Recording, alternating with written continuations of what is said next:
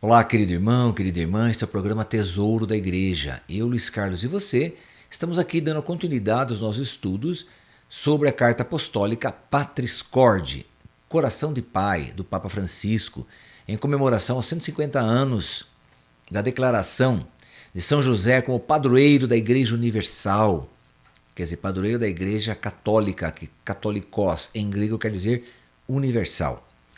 Então, nossa igreja é universal, sim. E o São José foi declarado patrono universal, né, da Igreja Universal. Quer dizer, então, ele é patrono total desta igreja, tá bom? Até no nosso último encontro, então, nós terminamos aí o documento escrito pelo Santo Padre. Agora, este documento, ele, por ser um ano indulgencial, um ano diferente, um ano especial, então o Papa concede indulgências especiais também, tá? Para este ano. E são indulgências plenárias. Nós vamos entender o que é isso, o que é indulgência e o que é plenária, né? Então, esse documento, a partir desse documento escrito e promulgado pelo Santo Padre, e portanto, por se tratar um ano indulgencial, a penitenciária apostólica, que é responsável então pelas indulgências e por outras coisas também, emite um decreto. Até vou apresentar aqui para quem está vendo pelo Face, pelo YouTube, né? Então existe aqui um decreto, tá, que está no final desse documento. Esse decreto vai explicar que é um ano indulgencial e todas as indulgências nele contidas, tá? Então eu vou ler aqui o comecinho desse decreto para vocês. Bem, o Papa Francisco, quando escreveu esse documento, ele foi promulgado no dia 8 de dezembro de 2020. Então, a partir do dia 8 de dezembro de 2020 até o dia 8 de dezembro, que é o dia da Imaculada Conceição, né, de Nossa Senhora. Então, até o dia 8 de dezembro de 2021, durante esse período, este ano, então concede-se indulgências, porque é um ano especial, tá bom? Então vamos lá. Hoje cumpre-se os 150 anos, então, da declaração do Papa, né, Pio IX, movido pelas grandes e tristes circunstâncias nas quais se encontrava uma igreja assolada pela hostilidade dos homens, declarou São José patrono da Igreja Universal. Com a finalidade de perpetuar a dedicação de toda a Igreja ao potentíssimo patrocínio do Guardião de Jesus, o Papa Francisco estabeleceu que, a partir da data de hoje, quer dizer, 8 de dezembro de 2020, aniversário do decreto de proclamação, assim como o dia sagrado da bem-aventurada Virgem Imaculada, esposa do castíssimo São José, até o dia 8 de dezembro de 2021, seja celebrado um ano especial de São José, no qual todo fiel, sob o seu exemplo, possa reforçar cotidianamente a própria vida de fé, no pleno cumprimento da vontade de Deus. Todos os fiéis terão assim a possibilidade de empenhar-se com orações e boas obras para obter, com a ajuda de São José, cabeça da celeste família de Nazaré, conforto e alívio das grandes tribulações humanas e sociais que hoje afligem o mundo contemporâneo. A devoção ao guardião do Redentor desenvolveu-se amplamente no decurso da história da Igreja, que não somente lhe atribui um culto entre os mais altos, depois do atribuído à sua esposa, Mãe de Deus, mas lhe conferiu também amplos patrocínios. O magistério da Igreja continua a descobrir antigas e novas grandezas neste tesouro que é São José, como o dono da casa, né, do Evangelho de Mateus, que tira do seu tesouro coisas novas e coisas velhas, como está em Mateus 13:52, né? É um exemplo que Jesus deu ali. Bem, para a perfeita consecução do fim pretendido, será de imensa ajuda o dom das indulgências, que a penitenciária apostólica, por meio do presente decreto emitido em conformidade com a vontade do Papa Francisco, concede benignamente durante o ano de São José. Bem, então, vamos entender um pouquinho o que é uma indulgência. Indulgência, ela foi criada pela igreja, né? Bem, por que a igreja cria a indulgência? Ela tem poder para isso? Ela pode fazer isso? Como que é? Olha, em Mateus 16 está ali o primado de Pedro. Quer dizer, Pedro sendo escolhido como o primeiro chefe da igreja, o primeiro papa da igreja. Neste Mateus 16, acontece ali o poder das chaves. Jesus entrega a entrega a Pedro o poder das chaves. O que é isso? Bem, ali, neste evangelho, Jesus fala, olha, Pedro, então tu és agora pedra, né? Tu és Kefas, você então é o meu escolhido, né? E eu lhe dou o poder das chaves, quer dizer, o poder de ligar e desligar. Tudo que você ligar aqui na terra será ligado no céu. Tudo que você desligar aqui na terra será desligado no céu. E por que Jesus faz isso? Olha, Jesus, ele depois que ele fosse morto, ele ressuscitaria e ascenderia aos céus. E não voltaria mais para cá até a sua segunda vinda, que é a sua vinda derradeira, a última vinda, né? Porque ele já veio como menino ou como ser humano. Claro, veio como Deus também, não deixou de ser Deus, mas eu digo assim, ele veio para cumprir tudo o que ele tinha que fazer. Agora ele vem para julgar, a segunda vez ele virá para julgar os vivos e os mortos. Bem, então como ele não poderia ficar aqui com os homens, então ele institui uma igreja. Esta igreja é a igreja de Pedro, evidentemente, é a igreja onde ele coloca Pedro como chefe dessa igreja, onde ele é o primeiro papa, então junto com seus apóstolos, então por isso que nossa igreja é a igreja apostólica, porque Jesus escolheu 12 pessoas e os fez apóstolos, né? Então Jesus funda uma igreja. Então a única igreja fundada por Jesus é a igreja católica, onde ele coloca Pedro como chefe, primeiro papa. Todas as outras igrejas que existem no nosso mundo, mesmo as igrejas cristãs, elas não foram fundadas por Jesus, foram fundadas por homens. Então, por exemplo, você pega uma igreja cristã e Assembleia de Deus. Então, a Assembleia de Deus tem o fundador específico dela, que é um homem, uma pessoa, que fundou essa igreja. A Igreja Batista também tem lá o seu fundador. A Igreja da Congregação também tem o seu fundador. E assim todas as outras igrejas e todas as outras religiões, todas elas têm o seu fundador, ser humano, um homem, que as fundou. Agora, Jesus é o único que fundou a sua única igreja, né? Então a Igreja Católica é a única igreja fundada por Jesus Cristo. E ele deixa por que ele fundou essa igreja? Para deixar essa igreja no lugar dele. Porque ele ia ascender aos céus, ele ia subir aos céus. Como nós comemoramos aí, geralmente no mês de maio, né? A ascensão do Senhor. Então, ele ascendendo aos céus, ele não poderia ficar aqui conosco. Então, por isso que ele cria uma igreja. Esta igreja é o seu próprio corpo, onde ele é a cabeça dessa igreja, e nós somos o corpo de Cristo, né? E ele dá poder, então, à igreja. O poder de ligar e desligar o que ela quiser. Aí que está, né? Como está no Evangelho de São Mateus aí, deixa eu pegar aqui a palavra de Deus. Mateus 16 está aqui dizendo, né? E tu és Pedro, e sobre ti edificarei a minha igreja. Então, isso é muito importante, né? Nós notarmos essa fala de Jesus, né? Ele diz aqui, Mateus 16, 16. Simão Pedro respondeu, tu és o Cristo, filho do Deus vivo. Jesus então lhe disse, feliz és Simão, filho de Jonas, porque não foi a carne nem o sangue que te revelou isto, mas meu Pai que está nos céus. E eu te declaro, tu és Pedro, e sobre esta pedra edificarei a minha igreja. Então o nome dele era Simão, filho de Jonas. Aí Jesus muda o nome dele. Chama ele de Kéfas, em grego, quer dizer pedra. Então, a partir de hoje, Simão, a partir de agora, Simão, você não será chamado mais de Simão, e sim de Kéfas, de Pedro. Quer dizer, Kéfas quer dizer pedra, né, em grego, mas como é homem, ficou Pedro, né?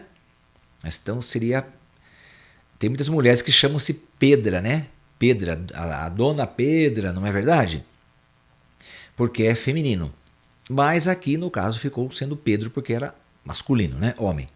Então, eu te declaro, tu és Pedro, e sobre esta pedra edificarei a minha igreja, quer dizer, a única igreja de Cristo.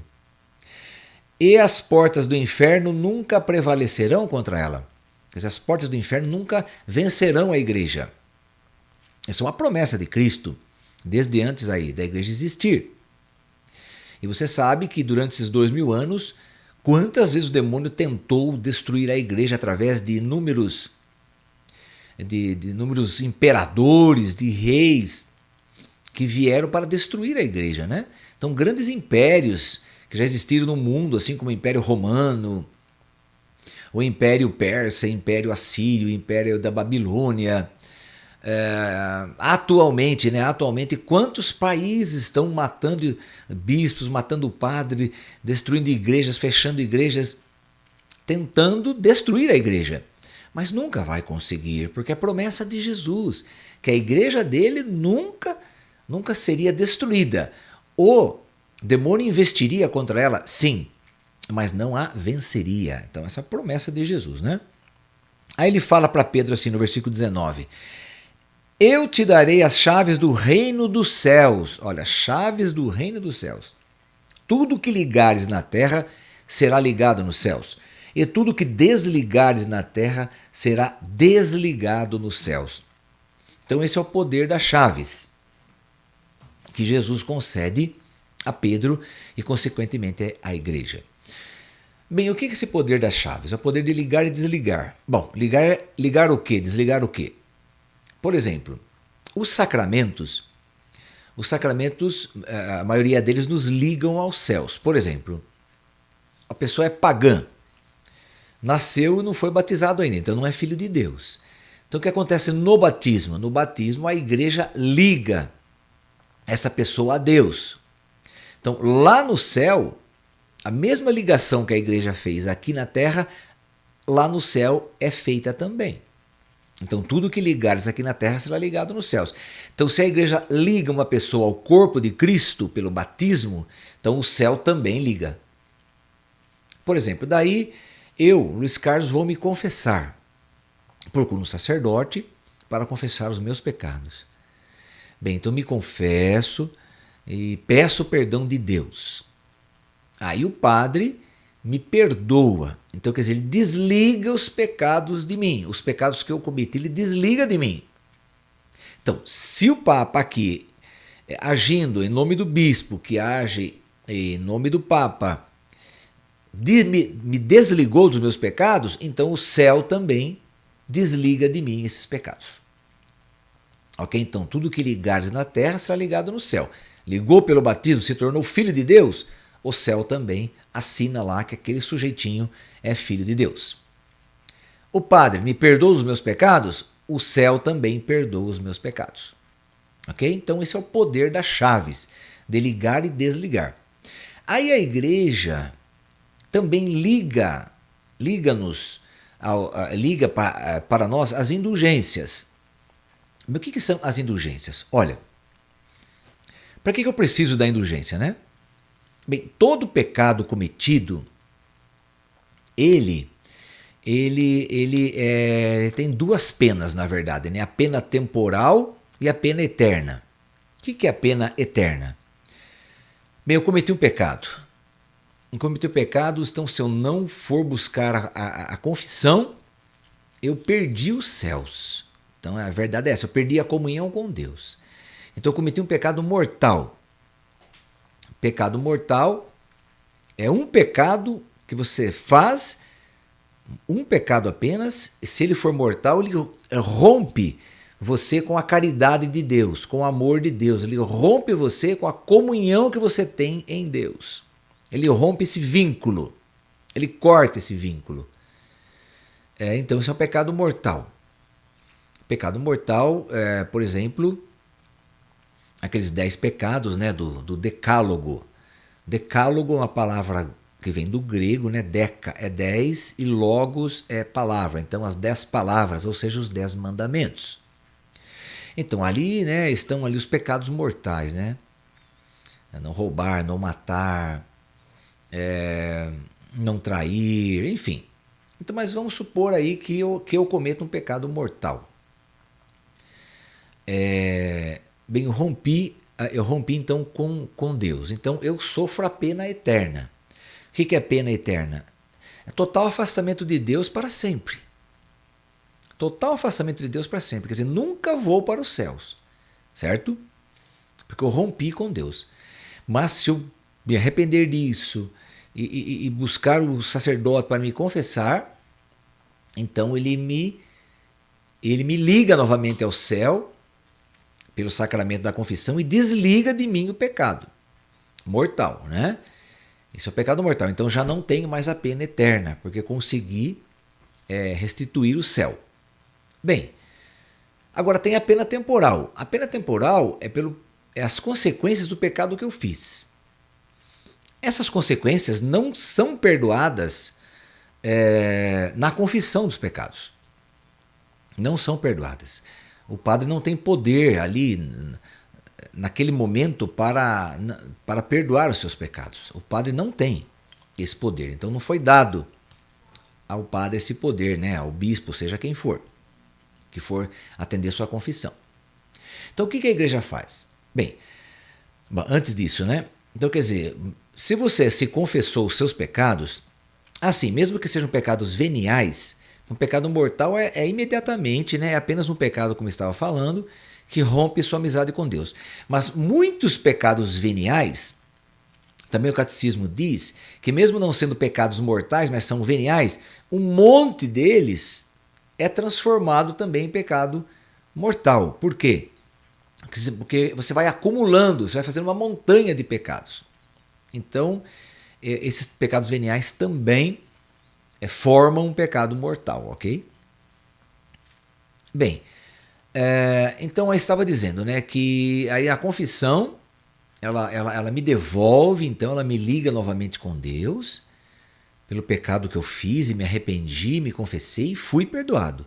Então não tenho mais em mim a pena eterna, mas tenho em mim a pena temporal, que ninguém apaga isso daí.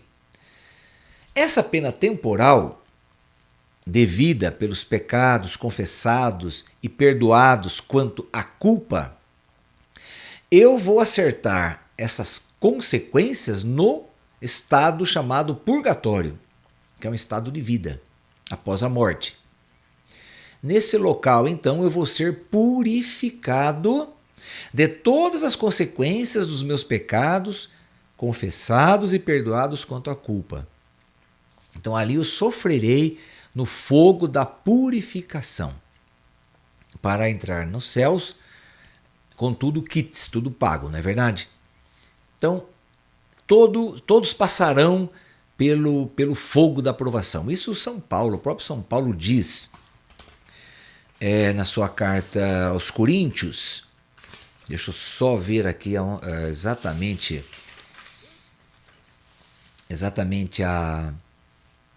onde ele diz isso, né? Que de qualquer forma nós haveremos de passar pelo fogo, né?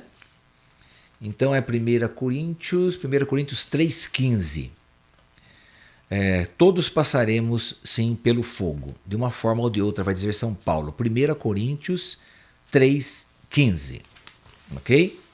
Bem, aí a igreja, então, na sua infinita misericórdia, e tendo esse poder de ligar e desligar, tendo esse poder das chaves, então a igreja cria as indulgências. Então, para que servem as indulgências? Se eu praticar as indulgências, se eu ir atrás delas, então elas me concederão o perdão dos meus pecados quanto à a consequência, quanto quanto à pena temporal, que a pena eterna eu já fui perdoado na confissão. Fiquei com a pena temporal, que eu teria que acertar no purgatório. Então, pelas indulgências, através das indulgências, se eu cumprir as indulgências, então eu ficarei livre dessa pena temporal. Então eu ficarei livre do purgatório. Não passarei pelo fogo da provação, pelo fogo melhor dizendo, pelo fogo da purificação. O fogo da provação a gente passa aqui na Terra, né? Agora o fogo da purificação a gente passa no purgatório. Então, se eu recorrer às indulgências, se eu buscar as indulgências a qual eu tenho direito, né, como batizado tenho direito, então eu não terei que ir para o purgatório, entende isso? Agora, as indulgências já existem. Então eu vou falar de algumas indulgências que já existem e depois eu vou falar das indulgências para este ano especial, que é o ano de São José. Bem, indulgências, então, claro, existem muitas indulgências. Agora, existem as indulgências parciais e as indulgências plenárias. Bem, indulgência parcial. A que se refere a uma indulgência parcial? Elas perdoam as consequências do meu pecado, então, da pena temporal, parcialmente, quer dizer, algumas delas, mas não todas. Então, a indulgência plenária que me liberta de todas as culpas, de todas as consequências. A indulgência parcial é uma parte delas, como o próprio nome diz, né? Então, por exemplo, usar um crucifixo no peito, ou medalhas, ou escapulários, desde que estejam devidamente, claro, né, abençoadas pelo sacerdote ou pelo diácono. Então, se eu estou usando um crucifixo, um escapulário, uma medalhinha de Nossa Senhora, abençoado pelo padre ou pelo diácono, então estou ganhando indulgências parciais. Orações que eu fizer, como glória ao Pai, ao Filho, ao Espírito Santo, só pelo fato de você falar isso, você já está ganhando indulgência parcial. Ou de você invocar o Espírito Santo, vinde Espírito Santo, enchei os corações dos vossos fiéis, e acendei-lhes o fogo do vosso amor, né? Essa oração que você conhece. Se você participar de novenas de Natal, novenas de Pentecostes e a novena da Imaculada Conceição, também você ganha indulgência parcial. Se você participar das ladainhas, se você rezar ladainhas, também você ganha indulgência parcial. A leitura do Magnificat de Maria, né, que está lá em Lucas. E Maria disse, meu espírito exulta de alegria em Deus, meu Salvador, né? Que é o Magnificat dela, que é a oração que ela faz logo após aí o anjo conversar com ela e ela visitar Isabel falar que ela está ali com o ventre o Redentor, então ela reza o seu Magnificat, quer dizer, o seu louvor, né, a Deus. Também a recitação do credo, né, creio em Deus Pai Todo-Poderoso, Criador do céu e da terra, então também ganha-se indulgência parcial. Aquela oração Alma de Cristo que nós costumamos fazer sempre depois da comunhão, né? Alma de Cristo, santificai-me, também. O Santo Anjo, né? Santo Anjo do Senhor, meu zeloso guardador, se a ti me confiou, também são orações que nos conferem indulgências parciais. Indulgência plenária. Como que eu consigo indulgência plenária? Adoração ao Santíssimo Sacramento, pelo menos por 30 minutos, no mínimo de 30 minutos, né? A reza do Rosário, então que são os quatro mistérios, né? O mistério que você vai rezar os mistérios gozosos, depois os mistérios dolorosos, os mistérios luminosos e os mistérios gloriosos. Então aí a reza desse rosário também te dá indulgência plenária. Visita um santuário. Então você vai visitar um santuário que você tem na sua cidade. Aqui em Sorocaba nós temos vários santuários. Então eu vou visitar um santuário, vou participar da Santa Missa nesse santuário, né? E então ali eu recebo indulgência plenária, ok? Adoração da Santa Cruz na Sexta-feira Santa. Então participar da adoração da Santa Cruz na Sexta-feira Santa, beijar a cruz, então participar de todo aquele culto ali também, você ganha indulgência plenária. Participar na missa de primeira Eucaristia das crianças. Então vai ter missa das crianças, primeira Eucaristia, eu vou lá participar, porque né, recebe indulgência plenária. A primeira comunhão das crianças, olha que bênção. Confere a primeira Eucaristia das crianças, confere indulgência plenária às crianças, lógico, né? E quem participa também, olha que bênção. Participar também da primeira missa de um sacerdote recém-ordenado. Então, fulano ali foi ordenado sacerdote. Onde é a primeira missa dele? Vai ser em tal lugar. Então, eu vou lá participar também para receber indulgência plenária. Ou de missas jubilares do padre, né? Então, o padre vai fazer missa de 25 anos que ele é sacerdote, uma missa jubilar. Ou ele vai fazer 50 anos de sacerdote, missa jubilar. Ou 60 anos de sacerdote, então também é uma missa jubilar. Se eu participar, eu também recebo as indulgências plenárias. Participar também piedosamente da via sacra. Bem, aqui são alguns exemplos, ok? Agora, mas Luiz Carlos, para eu obter a indulgência, é só participar? É só isso? Bem, sim, é só participar, evidentemente. Mas eu tenho que cumprir algumas condições básicas, ok? Bem, hoje o nosso programa já chegou ao final, né, do nosso horário. Então, no nosso próximo encontro, nós daremos continuidade aí ao nosso estudo sobre esse decreto da penitenciária apostólica sobre o ano de São José e que nos concede indulgência. Então, nós vamos continuar a explicação sobre as indulgências e vamos ver também como receber essas indulgências, né?